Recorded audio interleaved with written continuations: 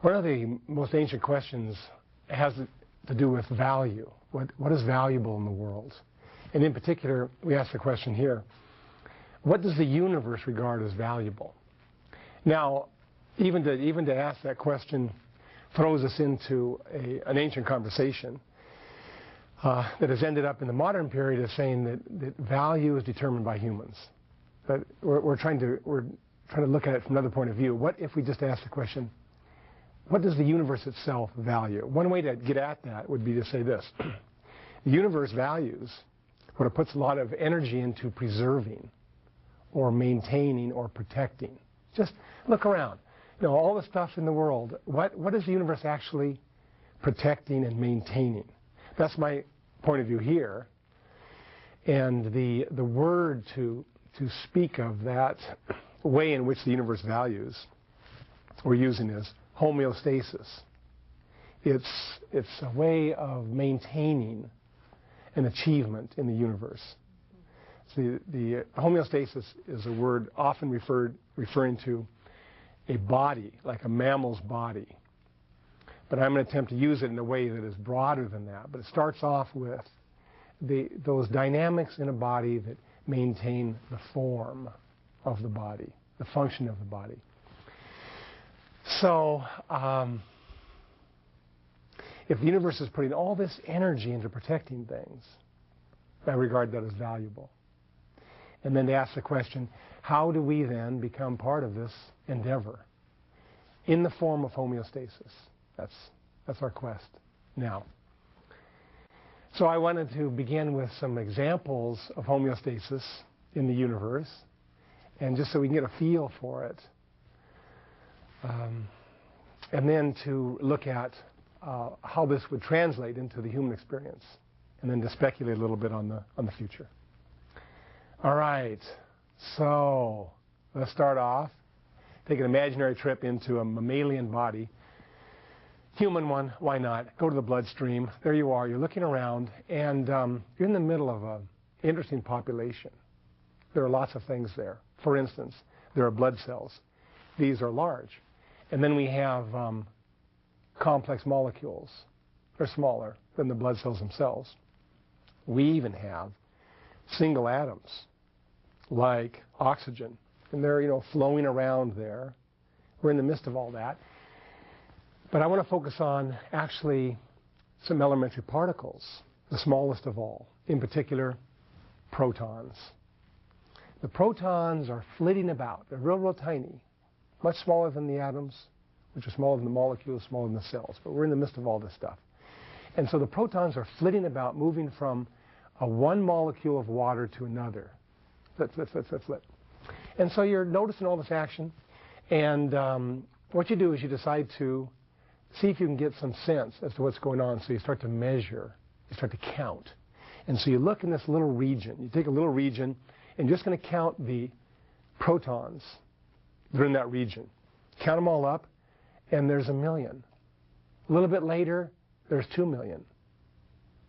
Then 1 million. Then later, 2 million. Then 1 million. So you find, I'm making these numbers up. They're larger than that, actually. But so the point is, you see this movement of the number of protons in one particular place in the stream of blood, wavering like this. Kind of interesting. Now, the power of homeostasis is the power that maintains the proton flux in between these two values. And then you notice something else. As the flux of protons increases, other things happen in the body. The body changes in a way to draw the protons down. And as they sink down, other things happen in the body to change, to move the protons up. This whole really complex operation is homeostasis. And in particular, it is looking at one measure of the body, the blood's pH. It's a measurement of the protons. Now, but here's the incredible thing. If that flux goes above a certain point, right, all of the cells, the blood cells, start to fall apart and disintegrate. And if the flux goes down the other direction too far, again, the blood cells start to disintegrate. So the entire health of the body is dependent upon maintaining within these various parameters. For humans, the pH is 7.4 or something like that. It's just a measurement. But what's great is that if you look at the pH in the blood of a rabbit, right, it's pretty much the same measurement. You can even look at it in the fish. It's all close to the same measurement. So that in life, throughout all of life, not all of life, but the vast majority of life, the pH remains within this particular band. Now, where did that band come from? That band comes from the DNA in each cell. So the DNA carries the information from the past to maintain the body in that particular band. Where did the DNA get that?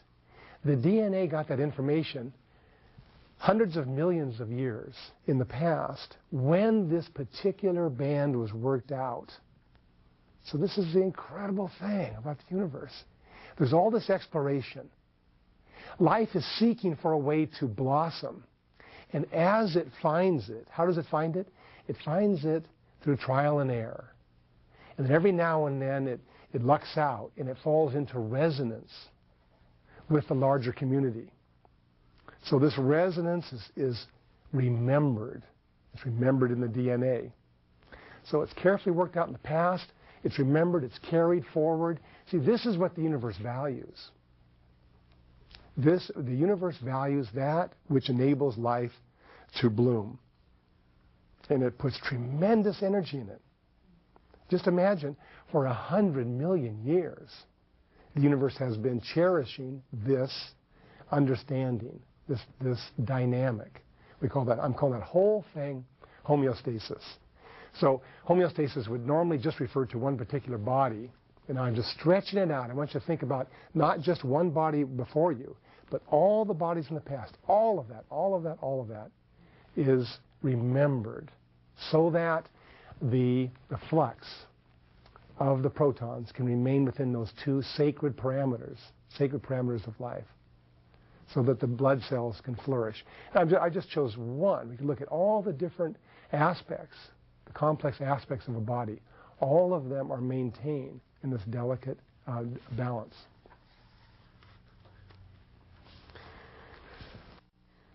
So, moving from a particular body, now we're zooming out of the blood stream, and we're looking at a region, a larger, an ecosystem. And we have a similar kind of situation. We notice various things. So we happen to be now in a kelp forest off the coast of North America. And we notice some of the beings we're interacting with are sea urchins, and the tall kelp, and sea otters. So just look at these three. They're all interacting. And once again, you find yourself in the midst of this, and you notice something amazing. That if you keep track of the number of sea urchins you find in one particular region, you find again the rising up and falling down, rising up and falling down. And right behind them are the sea otters. So that as the urchins rise up, they're feeding off the kelp. So the kelp is dropping down, but the sea urchins are growing in number. Well, then the sea otters eating them grow in number. But then as the sea urchins drop off, then the sea otters drop off. And you have this amazing harmony. The whole thing. We can call it ecological integrity, but here I'm just using the word homeostasis to point to that dynamic that is at work in the community as a whole in enabling life to blossom forth. It is it's a power that is distributed over a community. It's not coming from one particular place. There's not a mastermind who's in charge of making decisions. It's rather in the complex interactions themselves.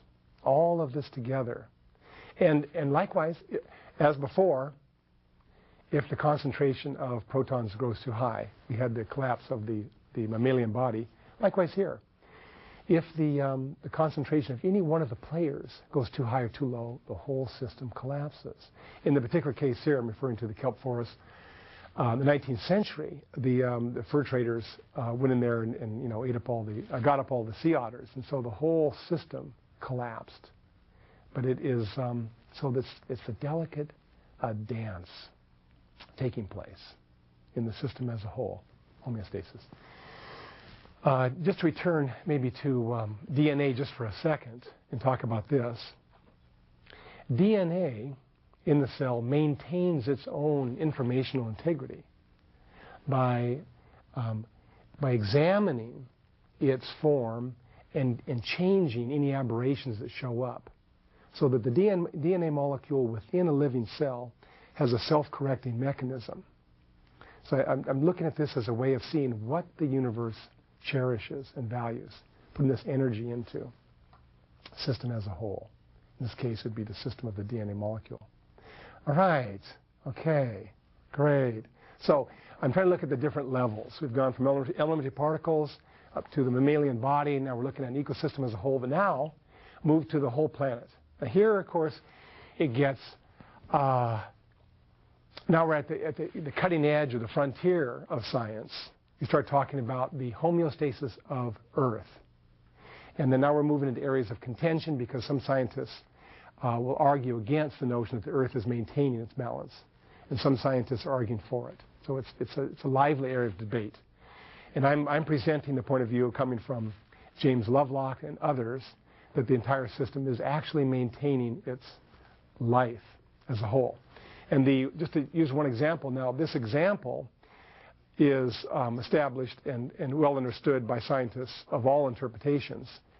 But the interpretation I'll give for it will be a little bit different. But the example we have, if you look over the last couple of million years, and you look at the Earth as a whole, it is in an amazing cycle. And that cycle has to do with temperature. And so for the last 2 million years at least, maybe 2.7 million years, you have the Earth cooling. And as it cools, the ice caps swell, right? And as the ice caps swell, they reflect more of the heat away, right? So you have this period of becoming cooler. And then you have a period of when it gets warmer. As it gets warmer, the ice caps shrink, and you have this back and forth. The whole cycle takes around 100,000 years. So you have this movement of the Earth up and down in the temperature, up and down, ice caps swelling, shrinking, swelling, shrinking. In the time when the ice caps are shrinking, you have an explosion of life, and it's drawing down the carbon dioxide out of the atmosphere. Carbon dioxide maintains some of the heat of the planet. So as the carbon dioxide is pulled out of the atmosphere, then you have the planet going into a cooler period. So the ways in which the Earth is moving up and down in this temperature are extremely complex. We have some understanding of some of the most obvious parts. No one even pretends to understand all of it. It's way too complex. But the amazing thing I just want to emphasize is this. Earth maintains that region where life can blossom forth once again. And so now, all of that, what I've said so far, is accepted by all scientists. Now I'm going to go to the part where there's debate and contention, and that's this. In thinking of Earth as a whole body that's maintaining itself through homeostasis, it's another step. It's saying that the Earth actually is responding to situations from its own aim of maintaining life. And why some scientists are convinced this is what the Earth is doing is because if the Earth happened to be in this little range of temperature where life could exist, right, and it just was an accident, that would be one thing. But here is the amazing news. For 4 billion years, the sun has been getting hotter. It is 25% hotter now than it was 4 billion years ago. So but the Earth's temperature has remained the same. Now that is a fact, And the understanding of it is deep and complex. One interpretation of it is this, that as the sun heated up, Earth went through its changes to maintain itself at that temperature where life could blossom forth. Exactly the same way as a mammalian body. This is the point. So one of the difficulties with this theory is that it requires us to jump into another category of understanding. We're kind of comfortable thinking of mammals as being, in charge of their bodies, but to think of the Earth as a whole as being involved with its body, it's harder. But it is possibly the most important thing for us to think about. The Earth as a whole maintaining itself. So this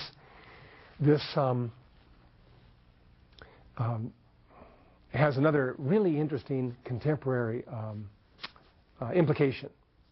And that is that if you look back over 4 billion years of Earth's life, the amount of carbon dioxide in the atmosphere has gone downhill. Why has it gone downhill? Why has it gone downhill? Because when you have lots of carbon dioxide in the atmosphere, it heats the Earth up. Because the sun is already getting hotter, you see, the amount of carbon dioxide had to be drawn down so we'd maintain ourselves in this range where temperature where life could blossom.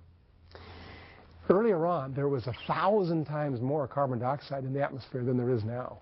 I mean, that many times more. The Earth has been carefully sequestering the carbon. So that it's much thinner now than it was in the past. Much, much, much thinner. You go back a billion years. And so that we have this long-term movement of the Earth involved with maintaining its life.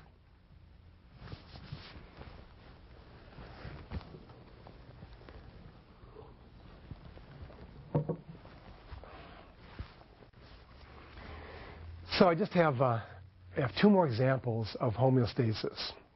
We started off with the unlimited particles. We've gone all the way to the planet as a whole. But now I want you to go all the way to the galaxy. Look at the Milky Way galaxy. And in particular, look at the way in which supernovas are exploding in the Milky Way galaxy. In spiral galaxies, stars go through this sequence. They're created out of a cloud of hydrogen and helium. They go through their sequence, and then if they're large enough, they explode. The estimates are that there are 10,000 supernova explosions every million years in the Milky Way galaxy. So I just want to look at that number. I want you to think of the supernovas now the way we're thinking about the sea urchins, the way we're thinking about the protons. It is a way of looking at the dynamics of the Milky Way as a whole. Okay, so you have the Milky Way, and one tick of time is going to be 1,000,000 years. We're just going to look at it, one tick after another. One tick, one tick. So you start off, and you in your first tick, you count them, and you find out there were 8,000 supernova explosions. In other words, below average. What does that mean? If you're looking at the cloud of hydrogen, the clouds of hydrogen and helium in the Milky Way galaxy, they were not driven apart as much as normal because there are only 8,000 supernova explosions. All right? So that the density of the cloud is a little bit higher than average, which means that the Milky Way's capacity for building stars is a little bit higher because the stars are denser. So it can pull them together, and now it creates, in the next tick, 12,000 supernova explosions. Well, with 12,000, it's a little bit above average, you see. And so that blows apart the cloud of hydrogen a little more than normal. So it's thinner. Now it's going to require more time to draw that all back together for a supernova explosion. Right? So you see this wavering up and down. 10,000 the average, sometimes it's 12,000, sometimes it's 8,000, sometimes it's 6,000, sometimes it's 15,000. But it's going back and forth between the two because homeostasis is a power in the universe at every level of being. And just the last example, just to go to the universe as a whole. The universe as a whole. And that is,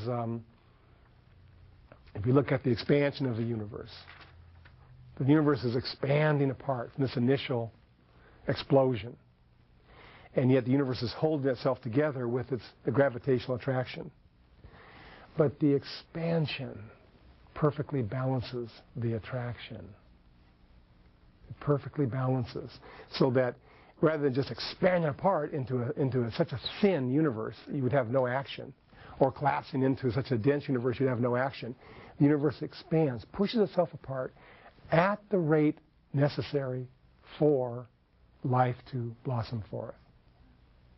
Life, complexity, beings, atoms, mammalian bodies. Again, this would be looking at the whole universe as a single body involved with its own organization so that it could complexify. All right. Now, I just wanted to move into the next part. I wanted to reverse the sequence just for you, just so you can get a feel for it. Go back to the beginning of time. And we have all these powers at work. One of them that is at work is the power of homeostasis. There it is. The universe is expanding as a whole. And then the universe organizes into galaxies. Galaxies are organized by all these powers, one of which is homeostasis. Galaxy organizes itself so it can maintain its spiral structure with 10,000 supernova explosions a year. And then we have the planet emerge in the midst of this. And the planet is organizing itself so its life can blossom forth. So these huge moments, the universe as a whole, galaxies, the planet. And now we're thinking about the human emerging in the midst of this planet, so that we then come out of all these powers, one of which is homeostasis. It permeates us. And now, so that this power of homeostasis is moving into another form, the form of conscious self-awareness. Not eliminating the other actions that are going on at all. It's yet another way for homeostasis to proceed. So what would homeostasis look like in the form of human consciousness? That's the question. And at our root, we are these powers. We are allurement. We are centration. We are homeostasis. What would the human consciousness look like? So here, I just have some beginning suggestions about the qualities of consciousness of a harmonized form of homeostasis. Harmonized form. It's the human form of homeostasis. One is this. The quality of consciousness. One quality is seriousness or vigilance. These are slightly different, but they're related. The conditions necessary for life are exact. If you go outside of the conditions for life, you have collapse. Homeostasis is the power that maintains this. So in the form of consciousness, there is an awareness, a deep awareness that the whole thing could collapse. The whole community could collapse. The relationship could collapse. It's a keen awareness of the fragility of our existence and of life. And so the quality in the human is in a special sensitivity to the vulnerable areas of the whole system. What areas are vulnerable to attack? It's like a holistic perception that spreads out through the community and knows that if this isn't protected and guarded, then we are just going to collapse.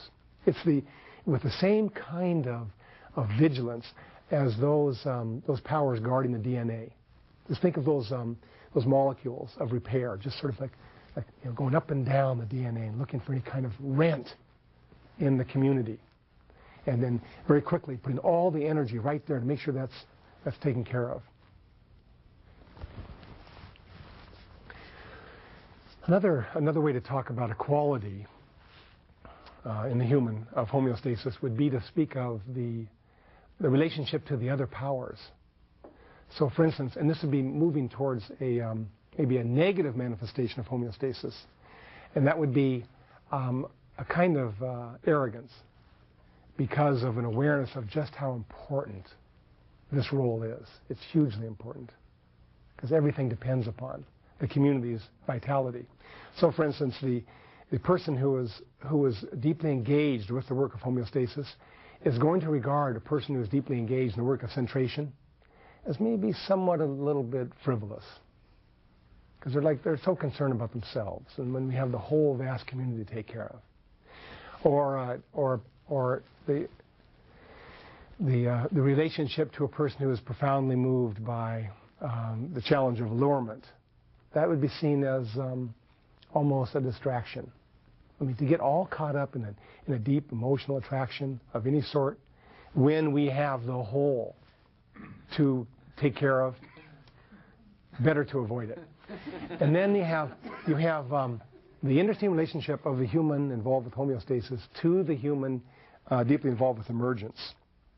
And the human who is thinking in terms of homeostasis regards with suspicion the task of emergence. Why?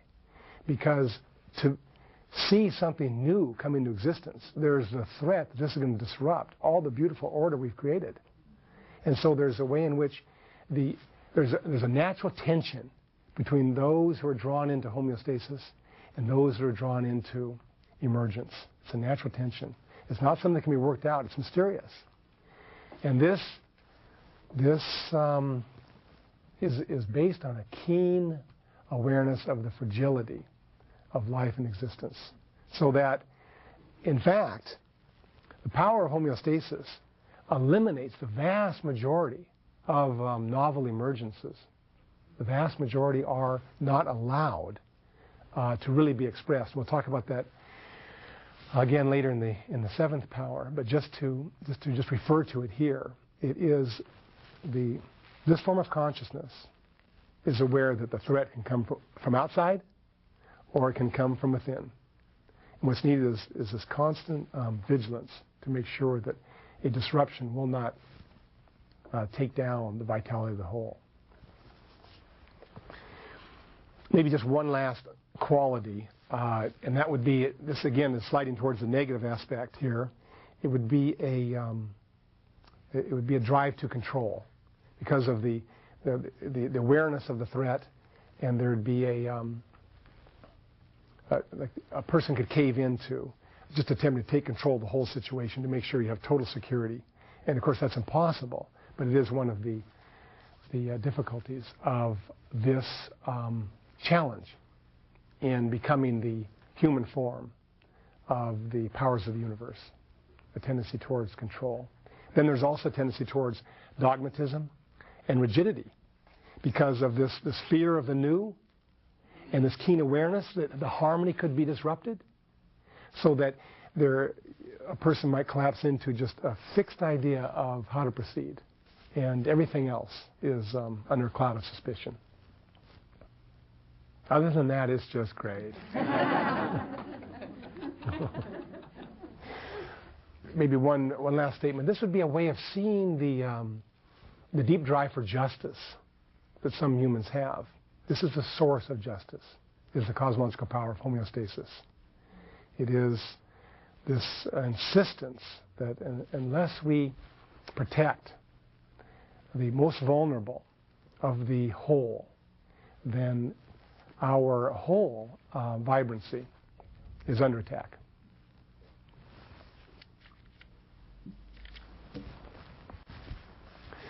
Now we come to the question of why is this power of homeostasis seemingly failing in our time? Earth has this power of regeneration, but right now the Earth is falling apart. The major life systems are on this major the major life systems are degrading in many different ways. Why is it not working? The suggestion I'm making here is this. We humans are attempting to bottle up the power of homeostasis in a subunit of the whole, We're attempting to use the power of homeostasis to maintain and preserve a subunit of the whole, rather than the whole living body. That's the whole difficulty. So that we have, our powers have gone far beyond what they were over the millennia of human existence. Now we've become planetary beings, and yet we continue to think that our fundamental responsibility is in terms of a subunit. So here's a subunit, for instance, to make it really clear. One of our recent presidents announced to the world that the standard of living for Americans is not negotiable.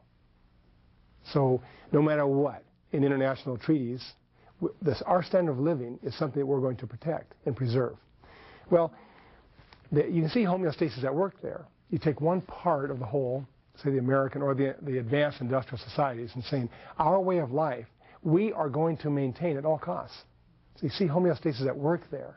But the problem is we're maintaining this particular way of life, and the larger whole, which enables this life, is dying because of this misplaced allegiance. Our aim has to be to preserve and maintain the entire system, the whole. Anything less than that, we're not really enabling the power of homeostasis to unfurl in conscious self-awareness. We're limiting it down. And the main ways we've attempted to limit these powers down would be, like I say, an identification with a subunit, a subsystem. And this would be racism, sexism, anthropocentrism would be the overall umbrella of our mistake. Taking that part and saying, this is what we will preserve and maintain. It's based on a couple intellectual illusions. The first is this: that humanity is something separate from the Earth community. We'll say the human community, and we think we're talking about something real. As a matter of fact, we're not talking about something real when you use the phrase human community, because there's no human community without the Earth community. You can't abstract it. But this is what we've done. We've abstracted France, right? And so we are going to put our energy into maintaining France, right? Or any particular subunit. So it is a return to the actual nature of our lives that is called for. There's a second difficulty, and it's equally challenging. That's this: the Earth community is a form of guidance for us. Why? Because the Earth community is involved with the task of homeostasis in life as a whole. Our challenge is this: we regard the Earth community as inert material, as substance, stuff that we can use for our economy. So we regard it as material that's beneath us. And so the major shift of our time is to see instead that we come out of the Earth community. We derive from a 4 billion year process we call the Earth community. We derive from it. That's a major challenge for the Western industrial mind, to think that the matrix itself is actually primary, and we humans, whether we're French or American or Saudi Arabian or whatever, we're derivative of this larger, mysterious matrix.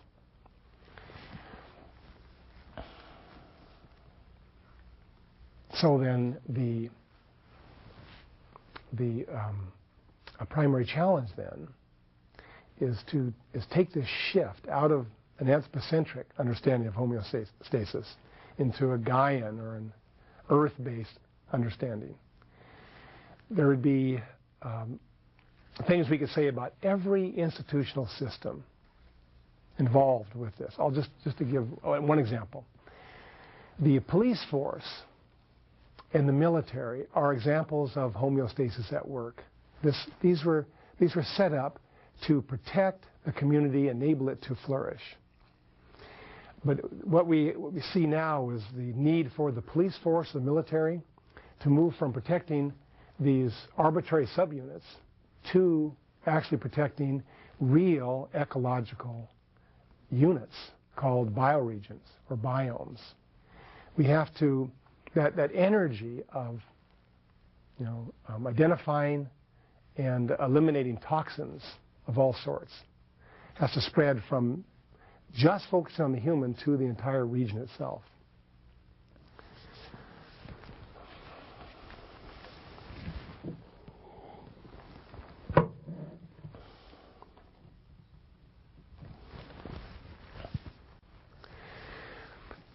I just had a last couple thoughts on this move of humans taking on homeostasis as a challenge for development.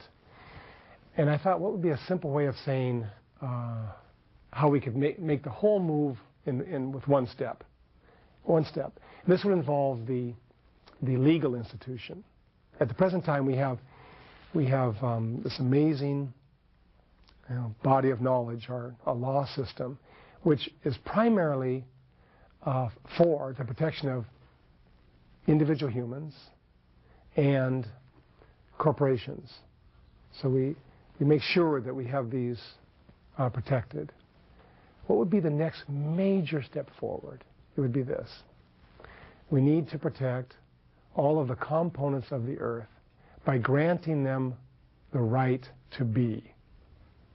It's really just saying simply that the various components of the earth have a right to existence. It's granting them the right to be. This would be obviously a very deep, deep transformation of our legal system out of anthropocentrism into homeostasis of the planet.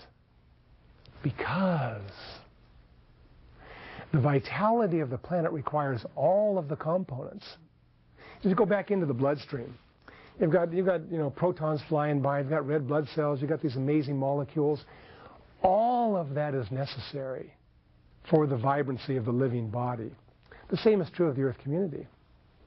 The flow of water, the flow of insects, the flow of sunshine and rain. All of that has to be freed right now from this industrial constraint. It's all under really assault by the industrial human. So to say that each being has a right to be.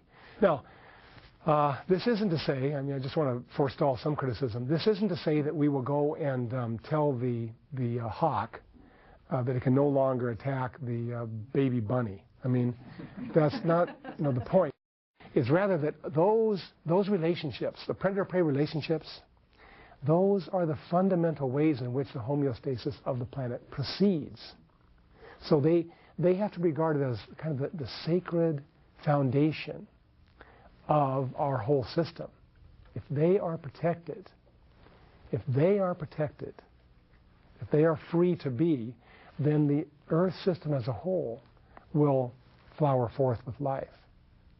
And our role, you see, as homeostasis in the form of conscious self-awareness, our role is to articulate the laws that would restrict primarily human activity.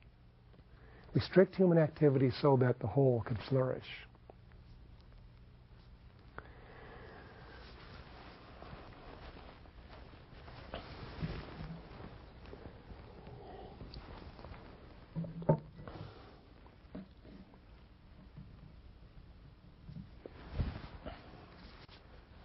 So the last idea is to imagine how we might actually become involved directly with this task of homeostasis. The simple way to say it is this, that wherever we live, we're involved with a community that is making decisions about the vitality of the whole. So that there are rivers nearby, or there are lakes nearby, there's land nearby, and we're part of a process of deliberation, debate. And the question is, how can we enter into this to enable the whole to bloom? So it's the first, wherever we happen to be, we are already in the middle of this major transformation. I also wanted to think about even at a personal level, how to enter into a cosmological power of homeostasis on a personal level. And here's a simple way of saying it. We have to commit ourselves to maintaining the great achievements of our lives. We all live in the middle of amazing achievements.